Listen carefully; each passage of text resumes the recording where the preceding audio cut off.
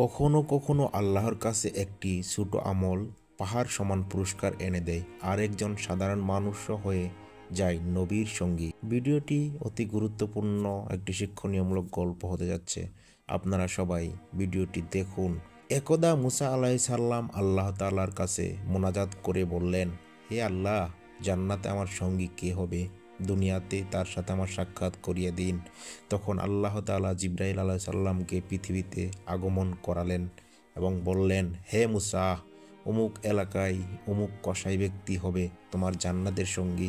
মুসা আলাইসাল্লামকে সে জিবরাইল আলাইসাল্লাম ওহী প্রেরণ করলেন।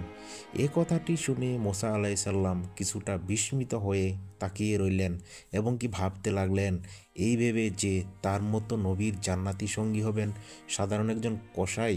তার জানার খুব আগ্রহ হলো এবং কি এই কসাই কি আমল করে যার বদলে সে জান্নাতের নবীর পাশাপাশি অবস্থান করবে, থাকার মর্যাদা লাভ করবে। এই চিন্তা ভাবনায় মুগ্ধ হয়ে মুসা আলাইসাল্লাম ঠিকানা মোতাবেক করে উক্ত কসাইয়ের সাথে দেখা করার জন্য তার গন্তব্যে পৌঁছার জন্য রওনা হলেন এবং কি মুসা আলাইসাল্লাম হাঁটতে হাঁটতে সেই কসাইয়ের দোকানের সামনে গিয়ে দাঁড়িয়ে রইলেন। যুবক বয়সী একজন গুস্তক বিক্রি করতে মগ্ন অবস্থায় দেখতে থাকলেন মুসা আলাইসাল্লাম।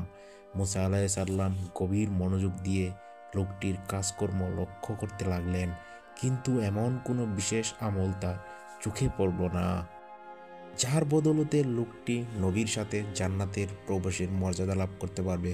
এটা ভাবতে ভাবতে মুসা আলাইসাল্লাম বিস্মিত হয়ে লোকটির দিকে তাকিয়ে রইলেন এবং কি এই কথাগুলো ভাবতে লাগলেন। যখন সন্ধ্যা নেমে এলো তখন সেই কসাই ব্যক্তিটি গোস্তের একটি থলে নিয়ে বাড়ির দিকে রওনা হলেন এবং কি হাঁটতে থাকলেন। মুসা আলাইসাল্লাম ও উক্ত কসাইয়ের পিছু পিছু হাঁটতে থাকলেন। নিজের পরিচয় গোপন রেখে তার বাড়ির মেহমান হওয়ার আবদার করলেন। কসাই লোকটিকে বললেন, হে কসাই, আমি তোমার বাড়ির মেহমান হতে চাচ্ছি আজকে রাত্রির জন্য। তুমি কি আমাকে তোমাকে মেহমানদারি করবে?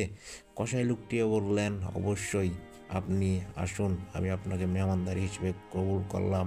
এই বলে দুজন তারা হাঁটতে হাঁটতে বাড়ির দিকে রওনা হলো। কসাই বাড়িতে পৌঁছে নিজ হাতে খাবার তৈরি করার জন্য মুসা আলাইসাল্লামকে রুমে বসিয়ে রইলেন এবং কি কসাই নিজ হাতে খাবার তৈরি করার জন্য রান্নাঘরে চলে গেলেন। তারপর রান্না করলেন। এরপর মুসা আলাইসাল্লাম তার কাজকর্ম দেখতে লাগলেন। তারপর ঝুলন্ত একটি ঝুড়ি নামালো। একটি বিছানাতে একটি বৃদ্ধ মহিলা শুয়ে আছে। সেই বৃদ্ধ মহিলাকে তিনি কুলে নিয়ে গোসল করানোর জন্য উঠালেন। তারপর তাকে নিজ হাতে খানা খাওয়ালেন। খানা শেষ হলে বৃদ্ধাকে আবার আগের স্থানে রেখে শুইয়ে দিলেন, অনেক যত্ন করলেন।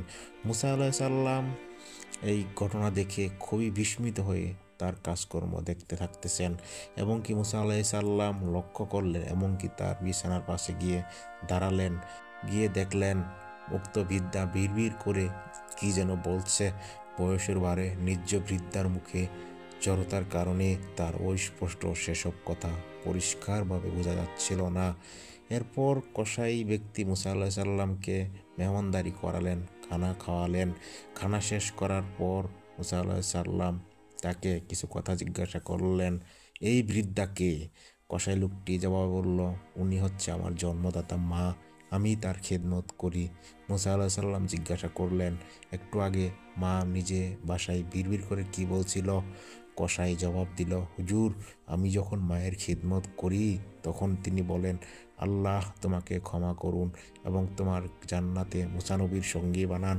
মুসা আলাইসাল্লাম অবাক দৃষ্টিতে তাকিয়ে রইলেন এবং কি বললেন, হে যুবক, আমি তোমাকে সুসংবাদ দিচ্ছি, আল্লাহ তাআলা তোমার মায়ের দোয়া কবুল করেছেন এবং কি আল্লাহ তাআলা আমাকে জিবরাইল আলাইহিস সালামের মাধ্যমে এই ওহী প্রেরণ করেছেন। আমি তোমাকে সফর সঙ্গী হিসেবে নিয়ে যাওয়ার জন্য আল্লাহ আমাকে পাঠিয়েছেন। আমি আল্লাহ তাআলার কাছে জান্নাতে আমার সঙ্গী কে হবে আমি জানতে চেয়েছিলাম। কে তখন আল্লাহ তাআলা তোমার কথাই বলছেন। আমি তোমার পরিচয়ের জন্য তোমার পিছু নিয়েছিলাম, কিন্তু তোমার মাঝে মায়ের খেদমত ছাড়া কোনো বিশেষ আমল খুঁজে পাইনি। এর মানে হলো মায়ের খিদমতের পুরস্কার হিসেবে আল্লাহ তাআলা তোমাকে জান্নাতে আমার সঙ্গী হবার নিয়ামত দান করেছেন। সুবহানাল্লাহ।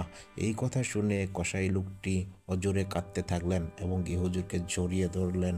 হুজুর, আপনি আমাকে করবেন আমি যেন আপনার সফর সঙ্গী হিসেবে বাকি জীবনে কাজকর্মগুলি আমার মাকে হেফাজত করে যেতে পারি। এই থেকে নৈতিক শিক্ষা হলো মা আমাদের, মায়ের পায়ের নিচে জান্নাত, এই কথাটি সত্য। আমরা মা বাবাকে যত্ন করি এবং কি দুনিয়াতেও আখিরাতের আমলনামা কামাই করি। এই গল্পটি যদি আপনাদের ভালো লেগে থাকে চ্যানেলটি সাবস্ক্রাইব করে দিয়ে অবশ্যই পরবর্তী গল্প শোনার জন্য অপেক্ষা করুন।